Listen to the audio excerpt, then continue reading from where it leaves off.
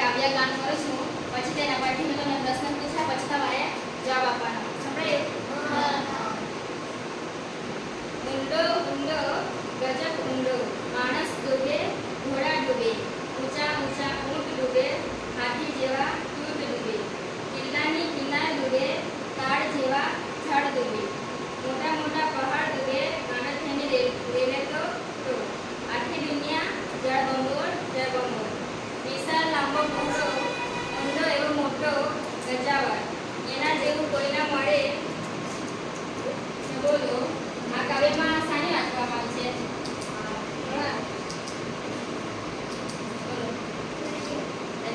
સરસ. સરસ. તો વિદ્યાર્થી મિત્રો, આજે આપણે મહાસાગરના ભૂમિભાગો વિશે અભ્યાસ કરીશું.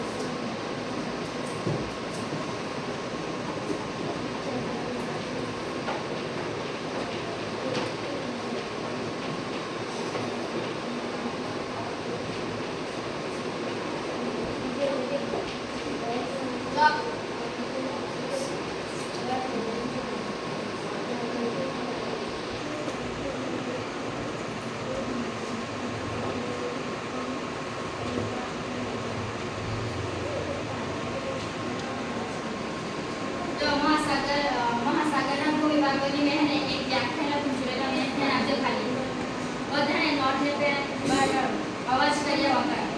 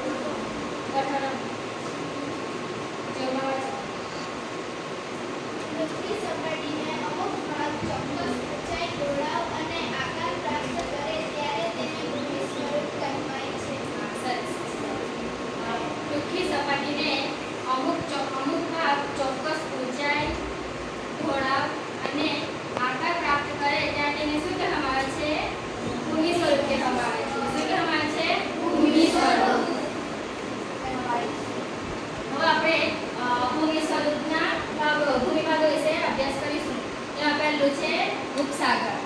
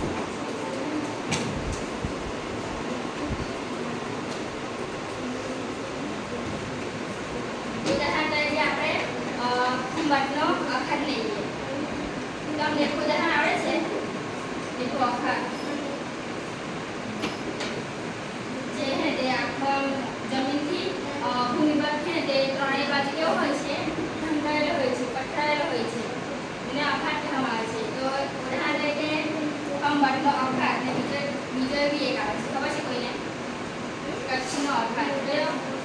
બોલો કચ્છનો અખાત.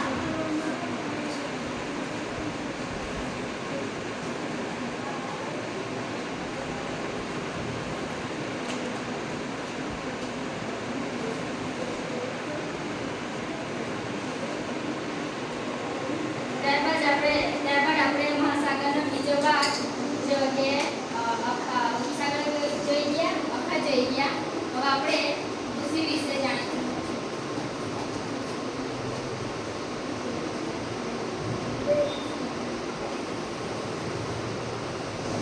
તો આપણે ભૂસી જે છે ને એ જમીન ભૂમિના જે ભાગો છે ને તેને આખું ભૂમિના સ્વરૂપમાં નદીથી આખો સંકળાયેલો છે. જેને આપણે સમુદ્ર રેખા અને ચિનાર બીજો પણ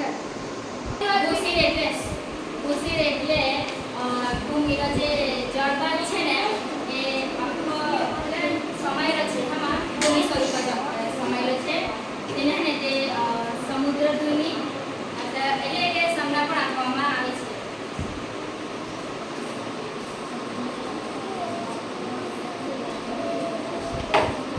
ઉદાહરણ તરીકે આપણે લઈએ તો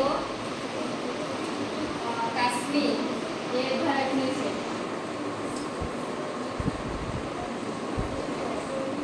સોરી, કન્યાકુમારી.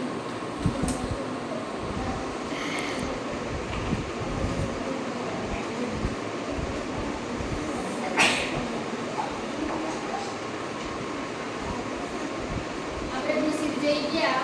હવે આપણે તે ટાપુ જોઈશું.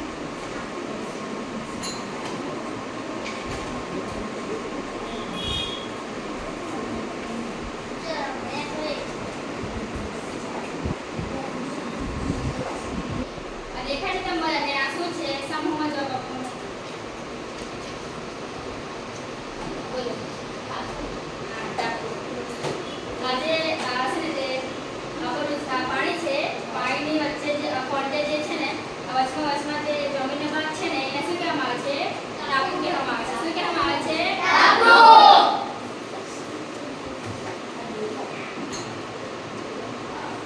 ચાલો મને કહો ટાપુ બીજું કઈ રીતે એટલે કઈ જોવા મળે છે? ખબર છે કોઈને? ટાપુ કઈ જગ્યા પર હોય છે? આ બીજું ટાપુ છે. ઉદાહરણ તરીકે આ લક્ષદ્વીપ છે. શું છે આ? લક્ષદ્વીપ છે.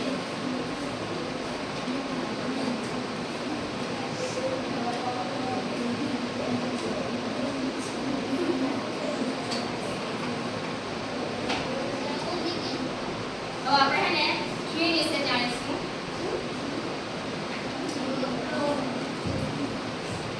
તમને મનનો પ્રશ્ન પણ હશે કે ખીણ એટલે શું? હશે ને? એ ખબર છે બધાને?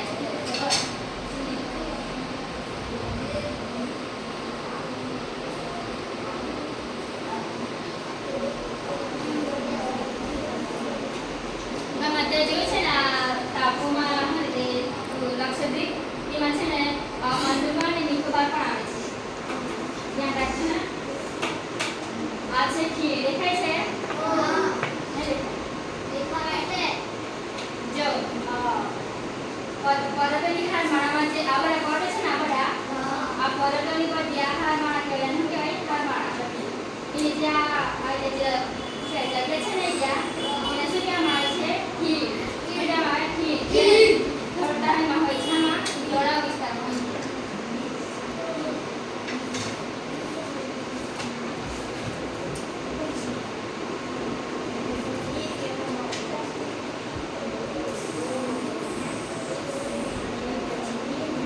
બીજી રીતે આપણે છે ને તે સમુદ્ર ધુની જોઈશું.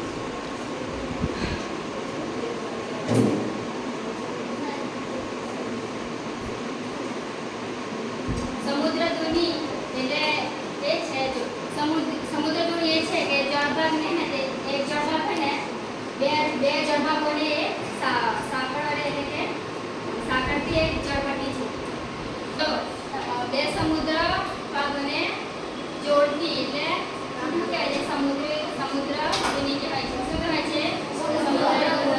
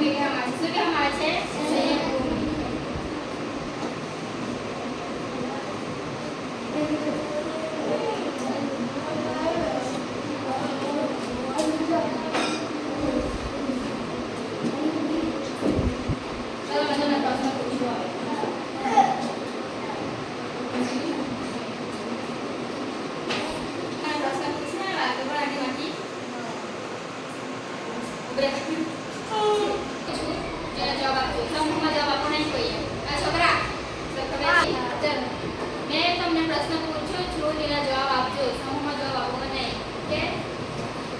આપણી આસપાસ કયા કયા સાગર આવેલા છે? હા, બોલો. હા? કેવો બોલો ને? મહાસાગર. હા, બેસજો. સાગર પૂછે છે ને સાગર. બોલો. હા. આપણી આસપાસ એટલે કે આપણી આસપાસ આપણી આસપાસ આવેલા સાગર બંગાળની ખાડી છે.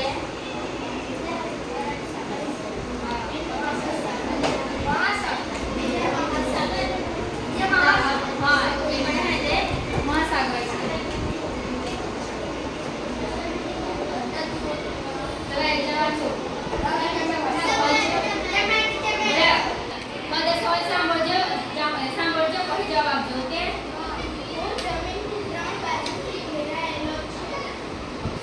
ઓપ્શન બે આપજો.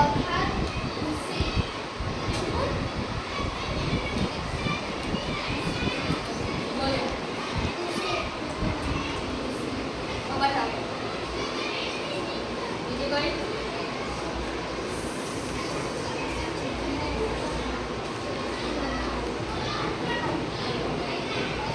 હા, સરસ. બોલો. શું આવે? અક્ષાંશ. હવે બીજો પ્રશ્ન છે. વાંચો તો. જો મારા ક્ષેત્ર 10 ભાગમાં અમુક વિસ્તાર સુધી ફેલાયેલો રહે છે.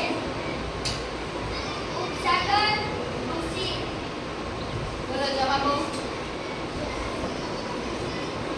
બોલો. ઉભા રહો. બોલો. ખુશી. હા, સરસ. શું? છોકરા મોટા. શું? ખુશી.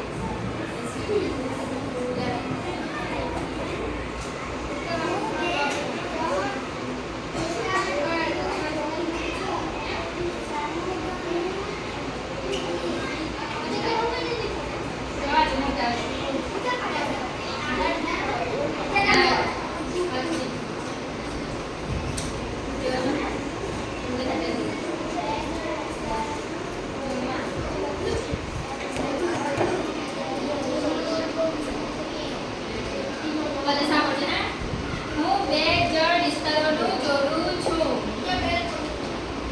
ઓપ્શન છે સામુદ્રધુની અને બીજી છે ખીણ.